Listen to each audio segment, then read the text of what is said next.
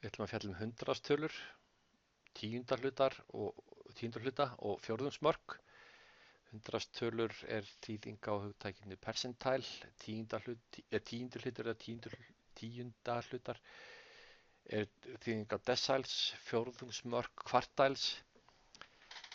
Þetta hefur allt, það getur verið ágætt að rýna svolítið í orðin. Þetta er náskylt orðinu percent þýðir raun og veru af hundraði, en þetta er samt sem áður ekki prósenta, þetta er hundraðstala. Við fer nánar út í það á eftir. Tíundahlutar byggja á orðinu deciles,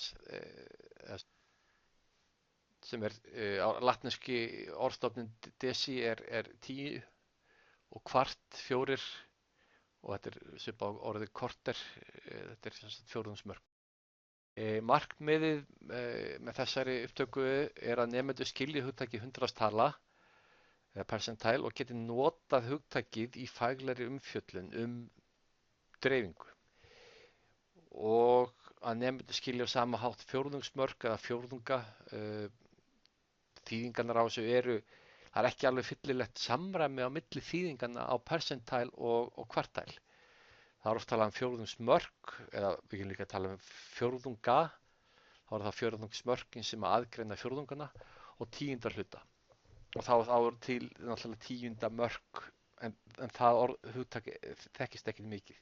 Þannig að það er vissulega ósamræmi á milli fjórðungsmörk og tíundahluti á samskonar hugtökum.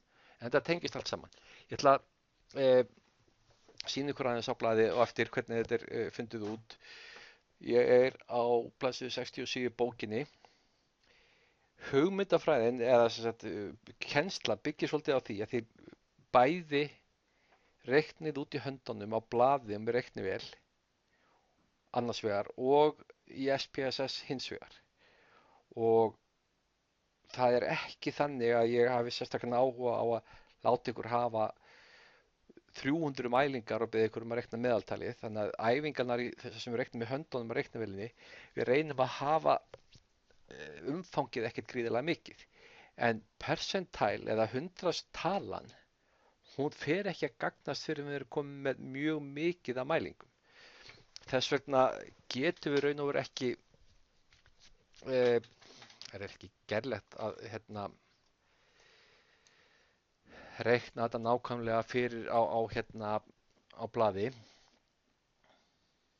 En hundraðstala vísar til staðsetningar í dreifingu. Svipað á miðgildið er raun og veru að vísa til staðsetningarnir í miðri dreifingunni.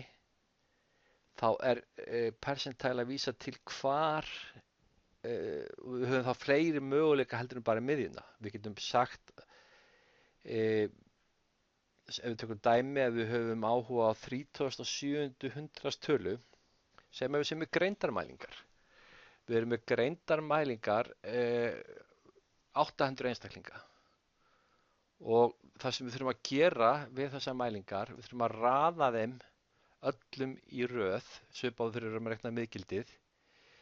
Segjum að við séum með 65, þetta eru nokkur hundru mælingar.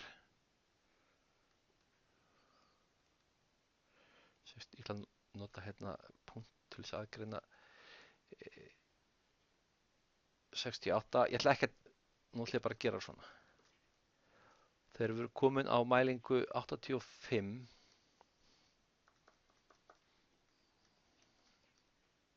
það er líklega margir með 100, hvað sagði ég ekki, 800, 101, og svo er einhver með 185 eða eitthvað. Ég ætla að nota samskonar mælingu og í bókinni sem er 37. percentile eða 37. hundraðstala. Ef við erum með 800 mælingar, þá margföldum við með 0,37 og fáum út 296. Þannig að við myndum taka þá fyrsta, annan, þriðja, fjórða, munið þetta er raðtala, þá er það 50 og áfram, og þá ef þetta er númer 296, þá er 85, þá er það 37. hundraðstala, sem þýðir það að 37% af mælingum eru lægri en 85. Þannig að hundraðstala skilgreinir þá mælingu eða þann punkt í mælingunni hérna, sem að tiltekin prósenta er fyrir neðan, tiltekin prósenta af mælingunum. Þannig ef þetta er tilbúið dæmi greindamælingu, við getum sagt þá að 37% allra mælinga á greind eru fyrir neðan 85. Þannig að það er 85 er 37. hundraðstala þessarar mælinga.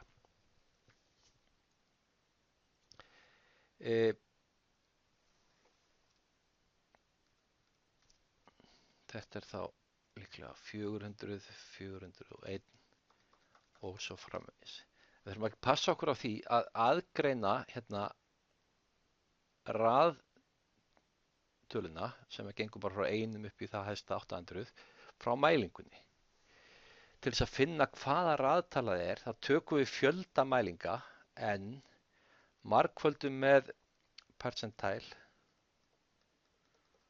eða hundraðstölu, þá fáum við númer sætis sem inniheldur hundraðstöluna.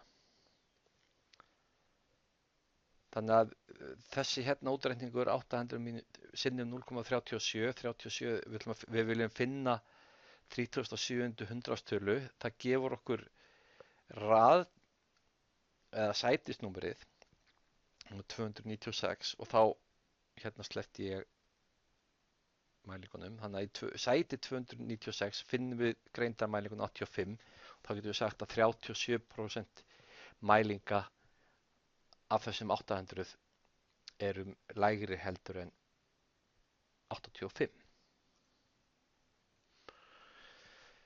En almenna formúlan er það að við tökum n sem er fjöldi mælinga, í þessu tilfelli vorum við að tala um 800, er sætisins sem að inniheldur þessa hundraðstölu.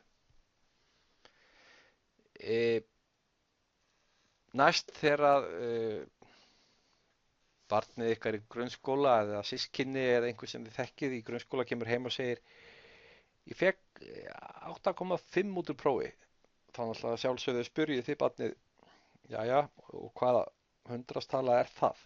Þá viljið þið vita hversu stór hluti annara nemenda eru með lægri einkunn en barnið ykkar eða barnið sem þið þekkið. Það eru nokkrar hundraðstölur sem eru áhugaverðar en aðrar. Það eru nokkrar hundraðstölur sem eru áhugaverðari heldur en aðrar. Þær eru sjálfur sér allar gildar þannig séð. 37. hundraðstala er áhugaverð í sömu samhengi meðan að 58. hundraðstala er áhugaverð í öðru. En 25. hundraðstala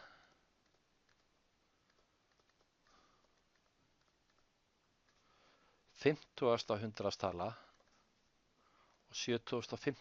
hundraðstala eru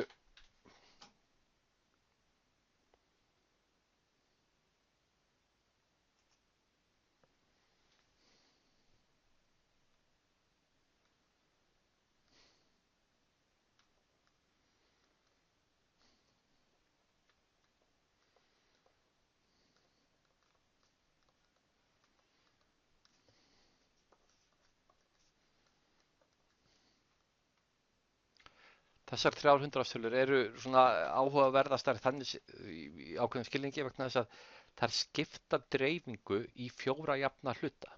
Þannig að við erum með, segjum fullt af mælingum hérna og þetta hérna sæti er 25. hundraðstala. Þetta er 50. hundraðstala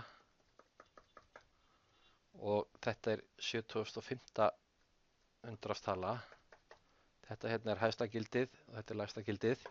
Þá vitum við það að 1/4 af mælingunum eru á þessu bili hérna. Frá lægsta að 25. percentile, hundraðstölu. 1/4 er hér 1/4 hér og 1/4 er hér. Og þessar hundraðstölur, 2005., 50., 7005, heita á ensku kvartæls eða fjórðungamörk. Það var að mörk þannig, fór út fyrir. Af því að þetta markar munin á milli fjórðunga. Þannig að það er eitthvað tölugildi sem er hér, þetta greindarpróf, þá er yfirleitt 50. hundraðstalan 100 og glöggir nemendur og þeir sem hafa lesið vita það að þessi hérna 50. hundraðstala, hún hefur líka annan nafn sem við fjöllum áður, sem er miðgildi. Þetta hérna er jafnframt miðgildi, sem er miðjunni á dreifingu. Bókarhöfundur fjallar aðeins um það að í útreikningar á þessu, þegar við erum með, eins og bókin talar ef við erum með 78 mælingar og viljum finna 37. hundraðstölu, þá fáum við 28,86 og það er ekki nothæft til þess að finna sætin númer 28,86 af því sætin eru bara heilartölur. Þá segir að það er námundað og það er ýmsar leiðir hvernig eru námundað, þannig að þetta er ekki alveg skotelt, það eru til nokkra leiðir og við getum fengið smá mun á hvað eru 50. hundraðstala og miðgildið ef það eru notað aðeins mismunandi aðferðir. Þannig að með þessa óvissu, bókarhöfundur segir, but it is unlikely that this inaccuracy would be very significant. Þannig að þegar við erum mjög marga mælingar þá er þetta ekkert svo mikil, þá hefur þetta ekki það mikil áhrif. En gagnsemin að geta talað svona tölur út frá staðsetningu er meira virði heldur en ónákvæmni sem fæst í því hvernig við námyndum sætistölunar. Ef við tökum enn og eitt, það eru aðrar hundraðstölur sem eru líka áhugaverðar. 10. hundraðstala,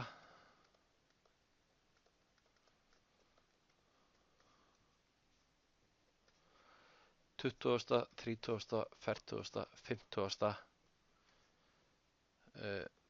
60., 70., 80., 90.